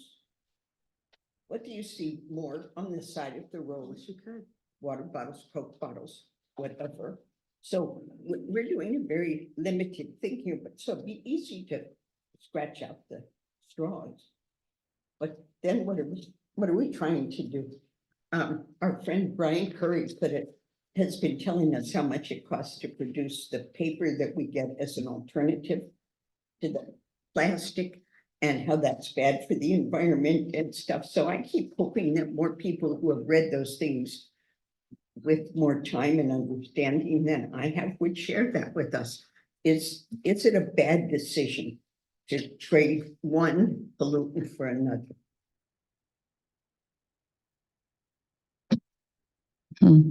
And then there's the landfill issues of what decomposes and what doesn't, and even some of the substances that they come up with as replacements, they're biodegradable, but only if they're in the right place at the right time. Well, I mean, we all grew up when we were gonna enter an ice age and all the trees were dying, so we weren't allowed to use paper anymore, and we couldn't use water because we were in a drought. So the world changes, and it's probably gonna change back to the other way in a few years, and we're just that's like, we just keep changing it's like, oh, this is the hip thing to do. Let's ban plastic. We can't use paper. We can't do this. We can't do that. Is it a trash issue, or is it a recycling issue? Is it what is it? What is the issue? Why are we doing it? And what are some of the outcomes that we may not be anticipating if it costs, if you have to pay 15 cents for a grocery bag? that's fine. The consumer is deciding to buy groceries at that place where they have to pay 15 cents for the bag. But if we say you don't need to charge for the bag, then will the store end up having to pick up the 15 cents per bag that it's costing them? Because they are going to be competing with somebody. So is that what the ordinance says, that Yeah. they can still have bags available, but people have to pay for them? We haven't fine-tuned that page yet. Okay, so yeah, you probably should have a workshop. First week in May. The date's already on the calendar, right? Yeah. Can we still authorize the hearing date? Well, if you're going to have a workshop to Okay. discuss it, Thank you. I would really rather you have the workshop and decide At that, what you That want date. in the ordinance, and then we'll craft it, amend it, and advertise it. It's like premature to advertise it. It was going to have a workshop to discuss. okay, so we can change this to advertise a workshop instead Yes. on the 6th, May 6th. Let's do it. Okay, I'll make that motion. Jeff Goldberg, 340 Sundance here in Chester Springs. All of you, and this is not an insult, are old enough to remember back in the 80s when there was a big environmental outcry. Dolphins, porpoises were being killed with the tuna catch. If you remember that, that was a big deal back in the 70s. I think it went to the 80s, but 70s, I'm not sure. And what did the government do? They did the right thing. They did nothing, absolutely nothing. There was a huge outcry from the public, the market. And guess what? Tuna companies started to change, and they started to change their practices. So dolphins were not killed with the harvesting of tuna. And to this day, you can see on the tuna cans, the little porpoise or dolphin, it says dolphin safe. That's how it got there. It worked. The market works. It doesn't work by government, whether on the federal level or here on the local level, mandating to private business what they can and cannot do when their act does not endanger other human beings. And certainly no one can say plastic bags and plastic straws and plastic bottles, which I'm not a fan of. I can remember as a kid, there were none. It was paper. And soda bottles were returnable. Milk bottles were returnable, if everybody remembers that. It was great. Paper decays in what? 6 months in a landfill, and plastic takes 200 years? I don't know. So no thinking person can say plastic is probably better. But who do we want to make the decision? The government, or do we want the market to force it? It works with tuna, it's worked with other things, and I think it could work here too. Thanks, guys. Thank you very much. Thanks, Jeff. Jamie McVicker, 407 Black Horse Road. I think the previous speaker answered his own question. The market has shown that they prefer plastic to glass and paper. And again, government solving problems. Richard Nixon, of all people, instituted the EPA, which has cleaned up our streams and our waters to an extent we really dreamed of. So I very much support this. We have microplastics in our blood streams now, in our drinking water. Anything that removes plastic from our environment, I'm in favor of. Thank you. Frank Frederick, 1655 Cedar Mill Road, and I concur, plastics are killing us, okay? They're getting caught in our sewage systems, okay? So though, you know, when you say marketing, well, the full cost of plastic is not incorporated into the price of plastic. So as a result, the communities have to foot the bill. The sewage treatment plants get clogged up, okay? The trout streams, okay, that are full of disposable plastic bags, okay? So, you know, I feel that, you know, plastic, just like the concept, what they said, recycling, okay? This big push by the plastic industry to recycle so that they can make more plastic, okay? But plastic is not getting recycled because it's not economically feasible. But the plastic industry is still making more plastics because there's a big recyclable industry which isn't working. Instead, we ship the plastics off to our landfills and to third world countries. So to say that, plastic is cheap, plastic is free, okay, it's not. The costs are hidden. Okay, and now the plastic is in our body and the industry, the literature is coming out on how it's affecting our health. Okay, so you're paying that free plastic bag is costing you at the doctor's office. Thank you. Thank you. Thank you very much. Okay, so what did So we were talking about amending this to be a motion to have a A workshop. workshop on May sixth. And I think I said, I so moved. And I second that motion, yeah. Okay, all in favor? Aye. Aye.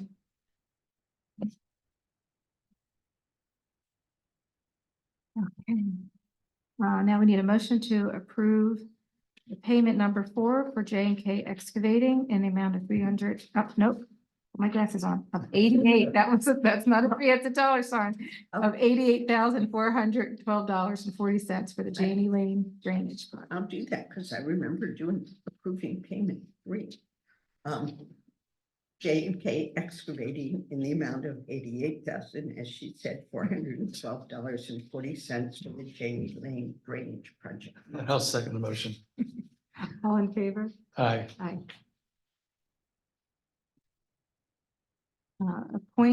Need a motion to appoint Joseph Pugh to complete the 2020 bank reconciliations in preparation for the 2022 audit, which is still in the works.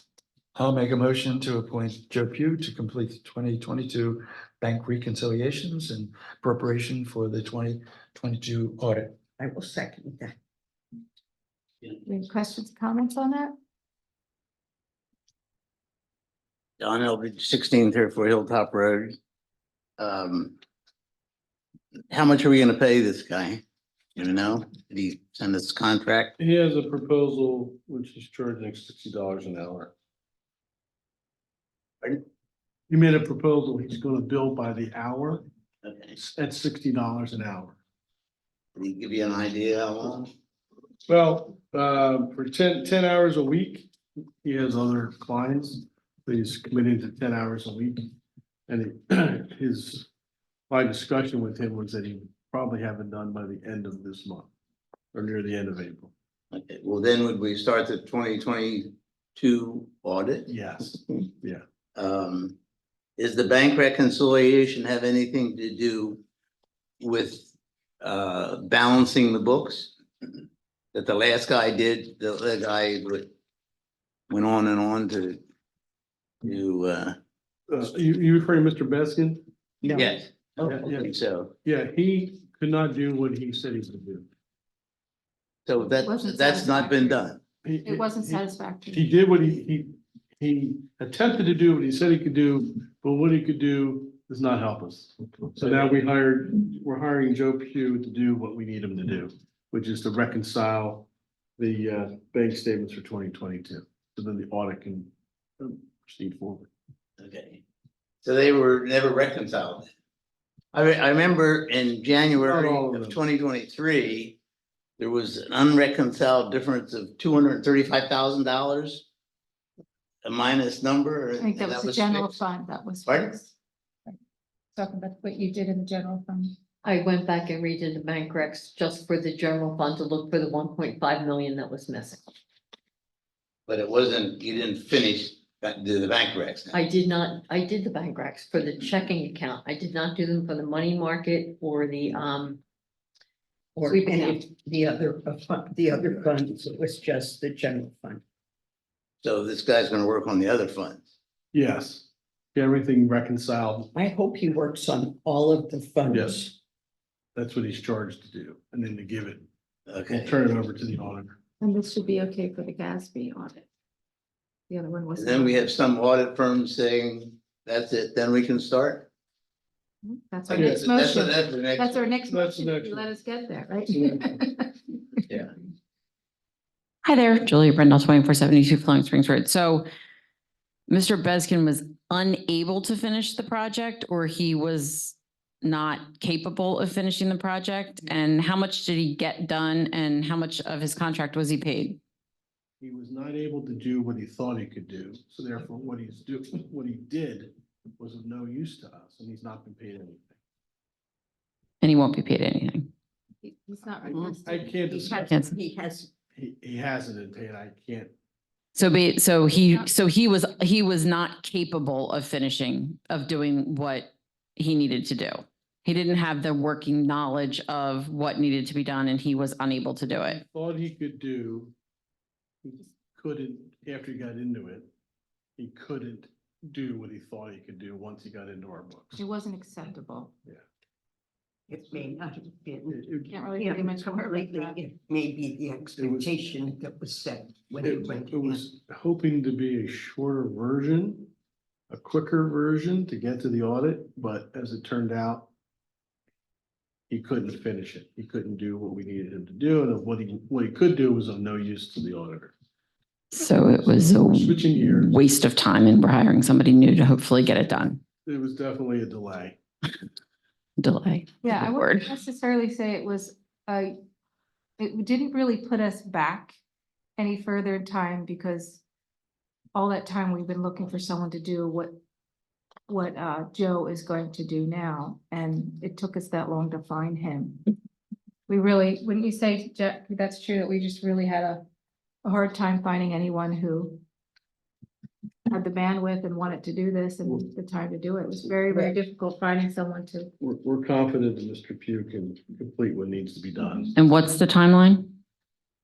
Based on my conversations with him, the end of end of April, very early May. So we're, not too far away. Okay. We're holding our breath. Thank you. Thank you. Okay, so we do have a motion on the table, right? Second, yep. All in favor? Aye. Aye. So moved. And we need a motion to appoint Mally to complete the 2022 audit.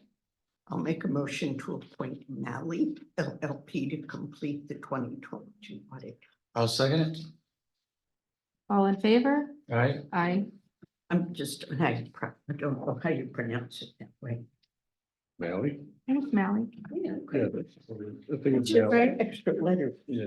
I feel like there's more to their name. And I didn't ask for any comments on that. Do you have some I thought we just covered it, but feel free.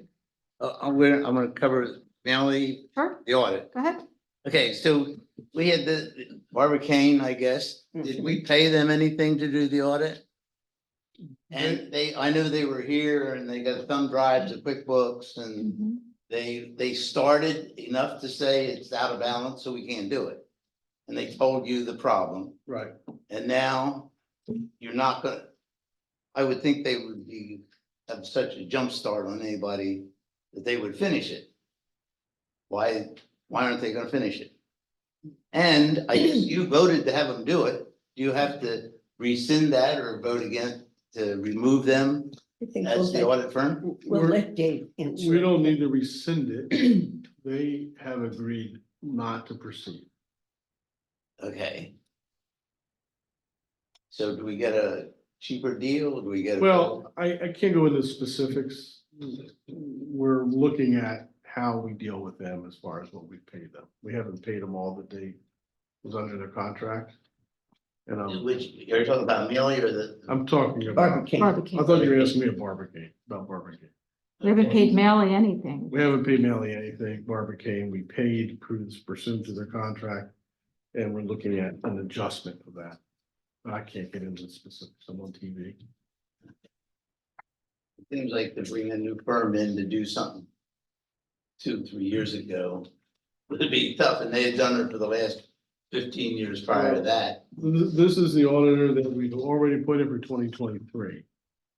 Yeah. So we thought at this point, have the same auditor in 2022 and 2023, bite the bullet, get it done, and let's move on. Well, and they've also agreed that they would do both back to back Yeah. pretty swiftly for us, so it seems a better decision. Have they given you any kind of schedule, what they would do for 2022? 6 months, 1 month? No, we're looking at them completing it in May. They would complete it in May. If we gave them the data. If in they May. got what Joe Pugh's working on. If they balance the early books.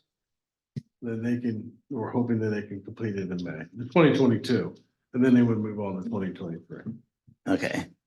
So keep your fingers crossed. Can I have a motion to authorize the bid for the Fellowship Wait a Road minute, Trail? we need to- We But I already did. will- I We don't already think did. did you vote on We did. mailing? Oh, we did, okay. Okay. I will make a motion to authorize advertising the bid for the Fellowship Trail. This is phase 2, completing the trail. I'll second the motion. All in favor? Aye. Aye. Right. Questions on that? Talked about that a lot, I think. Okay. And can we also have This we have a would be motion. fun. Yeah, who wants to do this? We have a a motion to appoint the volunteers to our committees. We're very excited to have a bunch of new volunteers on all our committees. So I'm gonna let Sarah do that. Yeah, because I think I could pronounce them all. Okay. I'm going to read all of them. We only have to vote once. I'm making a motion to appoint volunteers to committees. We have Rhonda Ellis. Does our motion say how many years of the term? No. No, we don't have the terms in here. Okay, well, sometimes we do. So, sustainability, Rhonda Ellis and Ned Foley. Agricultural Security Board, Sue Miller. Zoning Hearing Board, Dave Weber. Parks and Recreation Commission, Jim Scaparato. You good? And Planning Commission, Frank Frederick. That was a motion. I need a second. I'll second the motion. It looks like we have some questions. I just have one quick question. What is the Agricultural Security Board? Is that a countywide board or is that a new committee in the township? It's been one that's been here a very long I time. can't find anything about it on the website. You would talk to the webologist about that. The webologist. Back 319. It's not, I don't think it's And previously it was 319. Ken Miller was on that. And previously Harry Emily was on it, but he died. So it's got real farmers on Right. it. Well, I understand. I mean, I find it interesting, but I've just never heard anything about it before. So I'm wondering what it is and when do they meet and all that kind of stuff. They meet on an as needed basis, and since I've been a supervisor, they've met twice. I'm in my 5th year. And one time, the one I remember most clearly was when Julie Foster applied to have her property added to ag security. It's an area, it's mostly properties in the town. It just protects the farmers and their properties from nuisance. The farmers helping other farmers, basically. So it's on the down low. Well, You have to be a farmer. Please talk to our manager or the webologist. Yeah. About getting. Can the webologist work on getting information on the Agricultural Security Board on the website? What Kathy told me is that she's never seen anything on any of her. Look into it and find what Okay. you can and post it. Thank you, because it does exist. Okay, And I'm sure it's I mean, quite valuable to I would find it interesting if have questions of. I knew what it was. Okay. Thank you Sure. very much.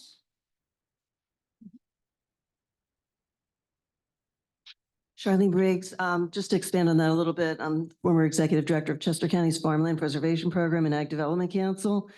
And in order to get into the program, you have to be in an ag security area. So it does protect farmers. You know, people would call up when I ran the program saying, what do I do to get my farmers, farm to stop smelling? Smells like pigs. I'm like, well, you moved into an ag security area. So these people have the right to farm. So it protects the right to farm. It also makes you eligible for the ag land preservation program in the county. Thank you. Great, thank you. We're gonna make you write the post that we're gonna put up. Thank you.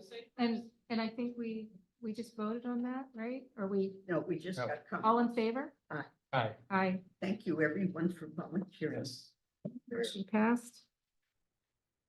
Okay, and, and by the way, I did want to mention that the one open space, I'm sure others will come around soon too, but we still have one open space in planning. But somebody, do we have an opening on human relations? I think I thought there's- we believe we filled, do. Oh, we I do, think- and one more in human relations. Great. Okay, can we make a motion? Actually, we don't need to make a motion. We're acknowledging the zoning hearing board application for the Sunoco station. 1105 Pottstown Pike for replacement of signage. That's it. You want to mention anything more about that? Nope. No? Okay, any questions? Any On that? business from? the Anything on board? that? No? Okay, well then we'll absolutely take comments from the floor. If anyone has anything else to share.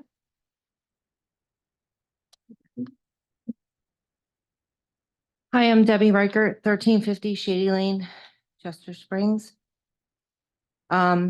I was here February 19th to notify the supervisors of a stormwater management problem that I've been experiencing at my property.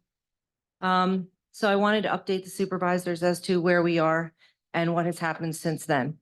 I just want to quickly talk about the status. Thank you, Jackie, for putting it on your manager's report. I just want to expand on it a little bit. At the end of that meeting, I was told that the township would reach out and I would have a meeting with the township. I did indeed have a meeting. I brought a friend along on March 5th with the manager and the township lawyer. At that time, I was assured by the manager and the attorney that if I would just be patient, all the soil and erosion control would be completed.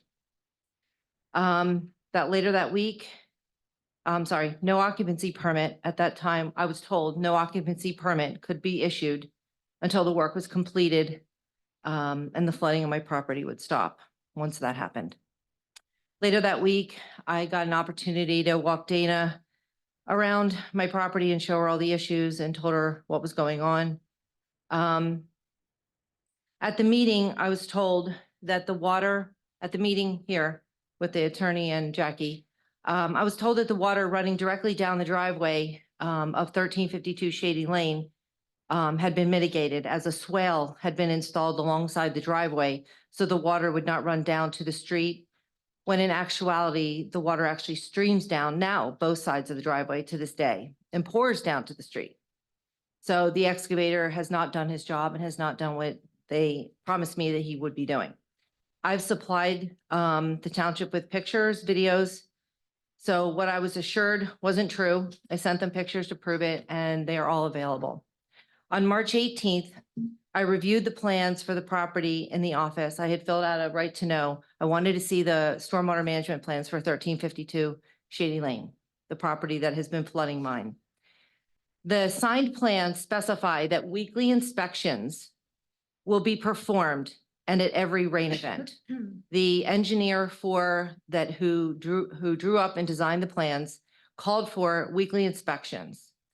Through right to knows, the response I received states no records exist for inspections. To date, there has been no reason given why no inspection reports exist. I still have no answers on why the township engineers would not follow the drawings that they approved. Same day, I filled out another right to know request to see if the lack of inspections from the township was just at 1352 Shady Lane or if it seems to be a problem township-wide. I can't imagine why we don't inspect stormwater management in this township. I got a 30-day extension notice, so I have not been able to determine if this is a township epidemic or if this is just special treatment for these specific property owners. Later that same day, on March 18th, the township attorney and the building inspector met with me at my property. I was really appreciative that they came. I walked them through my property to show them what the runoff was doing to my property. I expressed concerns about the fact that the township needs to discontinue the residents of 1352 Shady Lane's use of the township storm drain. I was again told that the township would make sure the stormwater management was in before the occupancy would be issued. The building inspector stood there and spoke to my husband and I in front of the attorney and assured me that he was the one that issued the UNO and that there was absolutely no way that 1352 residents could possibly move in without stormwater being done. The water continues to flow down the driveway a month later. On or about March 20th, it appeared that the residents had moved in. They were very sneaky about it, but I was able to see that they were living there. I got concerned because again, there's still no stormwater management done. On April 1st, I thought, let me investigate this further. I contacted the Chester County Health Department. Now, on or about March 20th, I saw them moving into their house. April 1st, I contacted the Chester County Health Department. They say the septic hadn't even been finalized and was emphatic that the builder had not done what they requested. Till the contractor completed the required work, Health Department said they were not going to be able to get a final inspection, and without Chesco final inspection, occupancy was not allowed. On April 8th, I filled out a right to know for a copy of the use and occupancy permit because I suspected there's no way the township would give them a use and occupancy permit, no stormwater, no septic, couldn't possibly be. So I thought, well, let me just check. One day after I filed for the U&O evidence, I received a call from the township manager, Jackie. She apologized for not returning my calls in reference to the inspection issue and asked for me to meet with the township engineer and roadmaster to see what the township could do to help me. We agreed on Friday, April 12th, Friday afternoon. I got the email with the U&O that the township issued to the residents at 1352 when I was assured twice that these residents could not move in without stormwater management and without septic from the health department. Okay. Township issued their U&O the day that I met with the attorney and with the building inspector at my home. The building inspector assured me that night when I met with them at 5 o'clock, that he would not issue a U&O until that stormwater was done. But when you look at the U&O, the final inspection was done on the 18th, the same exact day I met with the attorney and the building inspector, so he lied to me. Later that same day, we agreed on Friday, April 12th. Friday afternoon, I got the email. And to this date, stormwater management is still not done. Later that same day, I met with both Norm, the engineer, and Mike, the roadmaster, and they suggested, this is what they are suggesting. They're suggesting that I repair my bridge that was destroyed by the runoff from 1352 Shady Lane from last year in October to now, destroyed my bridge. They suggested I fix that. They also suggested that I renovate the stream and the piping to accommodate 4 storm drains. 4 storm drains that are draining onto my property. We've got a drain on Hilltop from the Gokey's property. We've got another drain on Shady Lane from the Tosco's property. This was something new I didn't know, but the public works guy, Mike Hoga, told me that the reason that storm drain was installed is because the water was running off of the Tosco's property so fast and it was clogging up and puddling on the road, they need to put a storm drain. I didn't even know that ran to my stream until the other day. So I have one on Hilltop. I have one on at the bottom of the Tosco's property. Then I have a new one that was always there from 1352. All their water's coming from that storm drain. So now I have 3 storm drains that are draining onto my property. And then the township allows another storm drain to be put in to then tie into the other township storm drain to then drain into my stream. So I have 4 storm drains draining into my stream. No one has engineered my stream to take all this water. When I moved in, it was a dry stream. Had no water in it at all when I moved here 23 years ago. Up until 2 years ago, it was completely dry, other than when it rained. There's been no engineering done to the stream and to even see if it could handle 4 storm drains. I get that I'm low, but geez, nobody has even talked to me about, is it okay?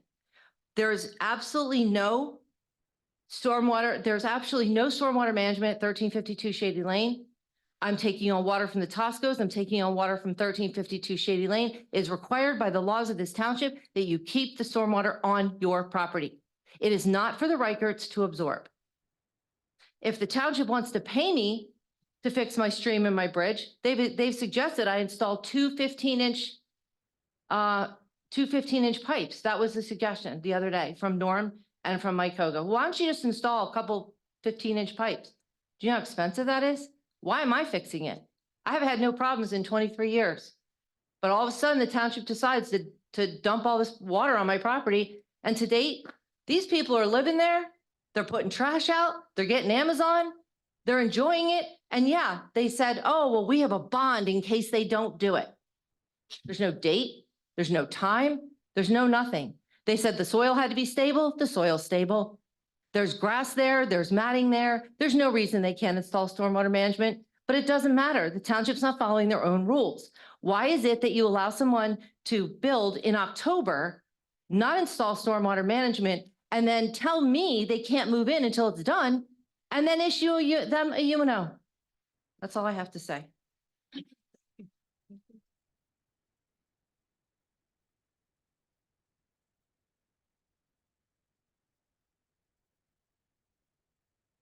Tom Helwig, 2034 Pottstown Pike. It gets to the point where I don't even want to think about coming here anymore to meetings. Because each time I do, I got to listen to a story like this. What bothers me the most is the lying. If you promised the lady something was going to be done, and then you went right around and did something opposite of that, if that's true, and I have no reason not to believe her, I can't believe that she'd just come in here and spew out a bunch of bald-faced lies in front of recordings and audience and everyone else. I'm actually gonna, ma'am, I'm actually gonna believe you. I really do. I think it would be beyond the pale for you to come and make a public statement if it wasn't. Which means that it comes back to the very thought in my mind that we've got people who are employed here at taxpayer expense who are nothing more than liars. It's outrageous. You don't think it's outrageous? I do. I think it's unbelievable. It's behavior that really is something we are not paying for as taxpayers to get this type of stuff happening. I think whoever's involved in it ought to be sacked, as they say over in England, fired immediately, dismissed. I can tell you one thing, and I've had to listen to a litany of how everybody has whatever job they've done in life. My line of work's a little bit different than most people's. Spent most of it overseas. You screwed up in my line of work, you were dead. You usually took a bunch of people with you. I have little tolerance for it there. Maybe the rest of the county or the rest of the township wants to put up with this type of nonsense. But it makes me want to spit up. It's disgusting. And you sit there and I find it to be disgusting that I would have to come up and make this speech. It's insanity. It really is. Where do we live? Different universe that I'm used to. We got engineers that don't engineer. We got inspectors that don't inspect. Reports that aren't written up or issued. That's gross malfeasance, punishable by dismissal. We better start seeing some heads chopped here, I'm telling you. It's disgusting. And the fault lies with management or lack thereof. Do you agree with me or not?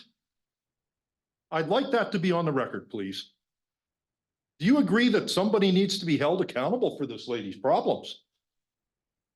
Comment, go ahead, you can make your comments. The board's not gonna respond. Ah, they're not going to respond. Well, I guess that's the response that we've come to expect here.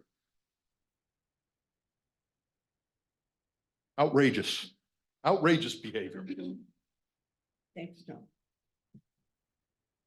Hi there, Julie Rendell, 2472 Flowing Springs Road. So, obviously, like we talk about stormwater management in this township a lot. We've talked about issues with existing systems that are no longer functioning and nobody is maintaining them, and there needs to be some sort of an enforcement or inspection to make sure that those things are done. I think what's going on at the Reicherts with all of the new storm drains being installed and everything, all the water therefore ending up on her property. I think it's terrible and I think that it stinks, but I think that for the township to recommend that the Reicherts pay to remedy the problem is absolutely outrageous. That should not be on their dime. The township is dumping their water off of the roads onto their property. The township should be paying to remedy the problem. That's all I got.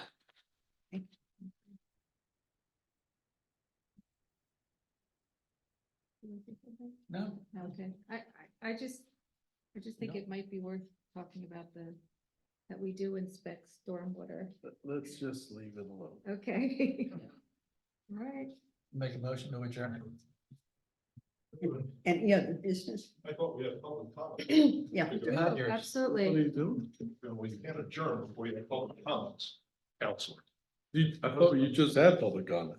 Yeah. No, that was a comment on the last item that was talked about. Which is part of public comment. Okay, go We for didn't it, know you Tom. had more. Go ahead, Tom. What would you like to add? You know, I gotta tell you, I really feel like maybe I'm a bloody Martian or something here. I listen to everyone has a deep concern of things. And I think you lack perspective, all of you.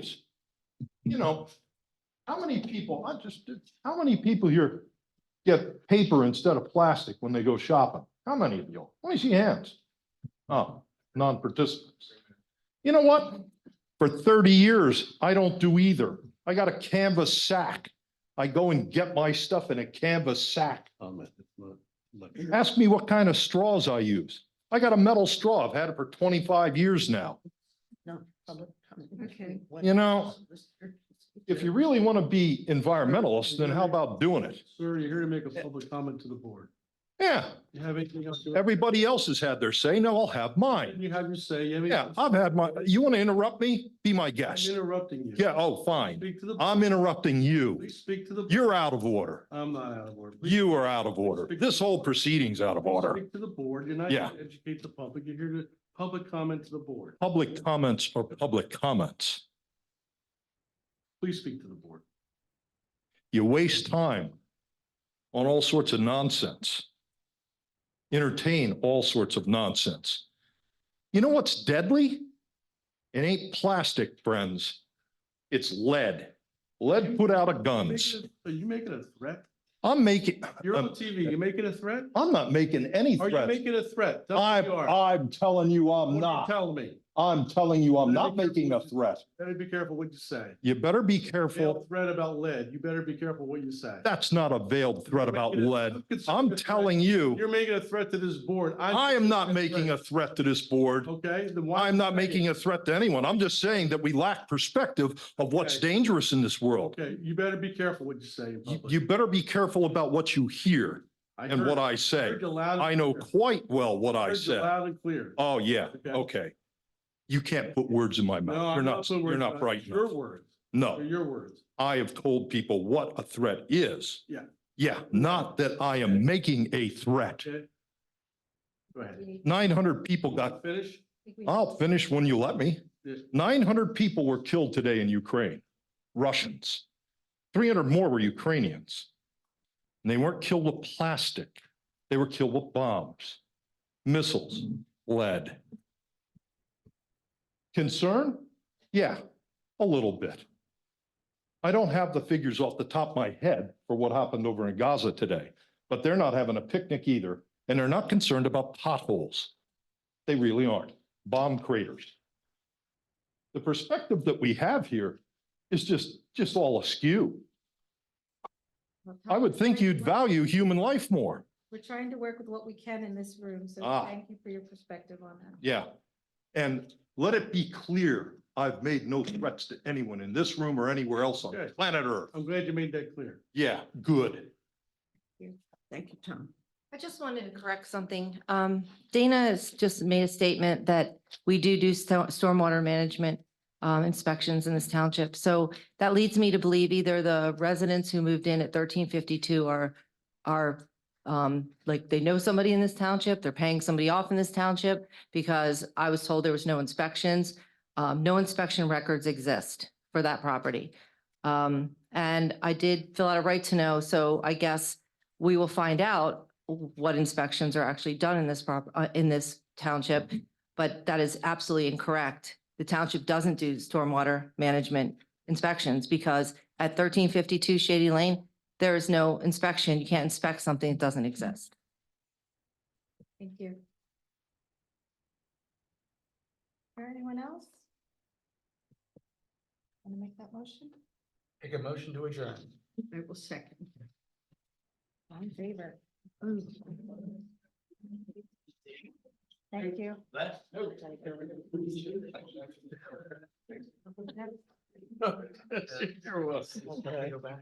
Yeah. You're gonna have to keep your local butler around. I know, We're gonna have to keep